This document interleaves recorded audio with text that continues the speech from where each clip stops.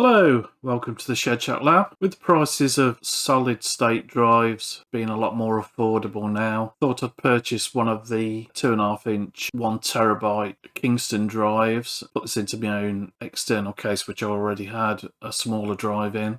The idea was to back up various DVDs I'd got on home movies. There's about 12, 13 of them from around 2004, 5, 6, etc. Convert those into MPEG-4, so you can just plug the drive in basically into anything and watch those. The important thing is to get the movies and images backed up really from the DVDs. So for backing up and converting the home movies, I'm using Handbrake, WinX DVD Ripper Platinum, which is a free program, Recovery Toolbox for CD, and I'm using DaVinci Resolve for any editing I need to do later on. There's a point to always have two drives, or at least two, just in case one won't read the disc. My internal drive here wouldn't read one of the discs, so I've got a USB external drive, which I plugged in, and that read the disc okay. So a good point is to always have two drives, more if you've got them, because if one doesn't read a disc, there's a good chance the other one might, and it's worth a try, even if the two don't read, to try and find somewhere else to try that disc out, just in case it can be read before you dismiss it. So of the dozen or so home movie discs, found a couple that were producing errors, wouldn't read some tracks. Had a few little scratches on both the discs, but they'd always been kept in cases stored away in the home, so not come to any real damage. I think a couple of these could have been from putting into the DVD player drawer incorrectly and just catching it. So I'm not too sure if it had anything to do with disc rot, which you may have read about, because they've been kept, like I say, in cases and kept in a sensible temperature in the house, etc. Not been exposed to light. I mean, I know they degrade over time. So on one disc, I couldn't retrieve the first two titles on the disc, and on the other disc it managed to go through error correction and managed to retrieve those. It could have been originally down to burn speed, cheap makes of disc, or the authoring software I used to make the DVDs with the titles in, etc.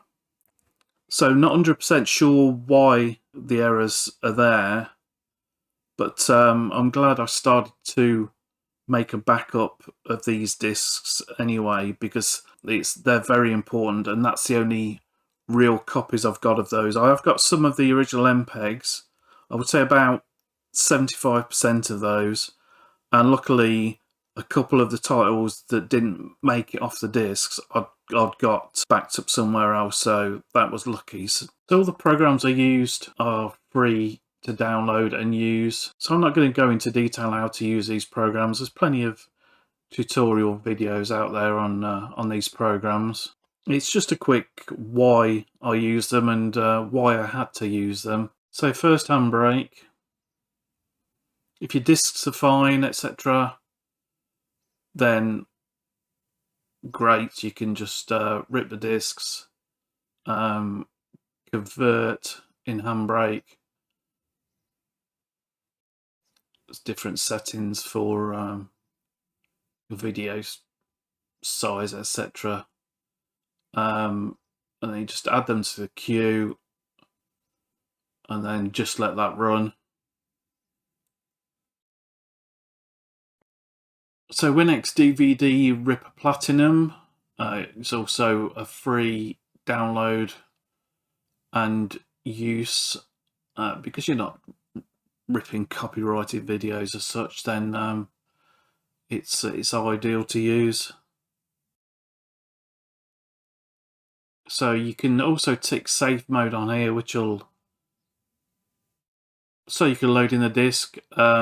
Each title can be converted to MPEG-4. Clicking safe mode, just make sure it goes through bit by bit as such. I found if you don't click safe mode and you think the title's okay, you might find that the finished title is shorter than where it should be. So always tick safe mode, and that'll hopefully rescue the title itself. Also, you can convert straight to an ISO. If you're struggling to extract the files, turn it into an ISO and then go that way.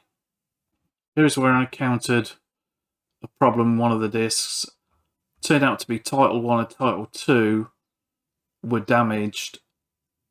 So the progress, it was up to about, I think it was up to about 8 hours and only up to a couple of percent.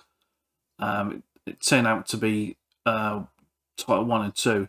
If you keep it running, it'll probably get through eventually and correct the errors, but you could be looking at days, you know, to go through. So best to ignore the titles that could be damaged and say unclick Title 1 and then try from 2 onwards. That doesn't work. Unclick 2 as well and try from 3 onwards. If they go through, at least you've got some of the discs done already. I mean, if all was good, this is great for getting your titles out complete. Where if you rip it to, if you take it to an ISO and then convert the VOBs, then you could have a title that's split over more than one VOB, so you'll have to edit and join those back together. So the next program, Recovery Toolbox for CD3, that's for DVDs or CDs. And it's a similar idea. You can load your DVD in, put a target directory in, and then you can choose everything on the DVD itself, or just choose the files you want, the VOBs you want, select everything basically, and then run. You're struggling with in this program as well with it trying to recover.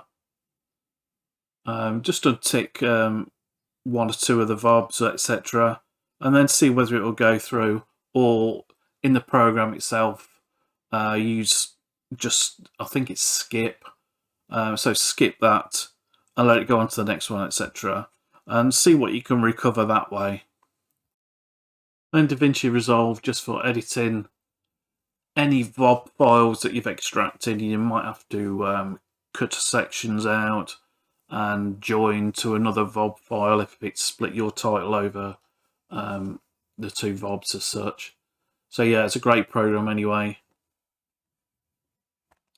So not a tutorial as such, just a little bit of a warning just to get a move on if you thought about doing this, backing up your old DVD home movie collection, because these discs are deteriorating, going to deteriorate even more over time.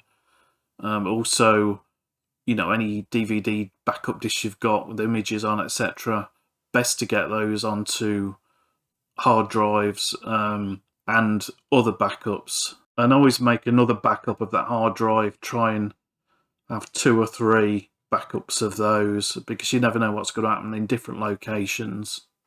It's always great to pass them on to, you know, family members, etc. So if they've ripped to MP4, you can you know, take up less space. You can put them on a pen drive, USB stick as such, and give those to family members, and then you've got another backup somewhere else as well. So many thanks for watching, and hope to see you soon. Many thanks.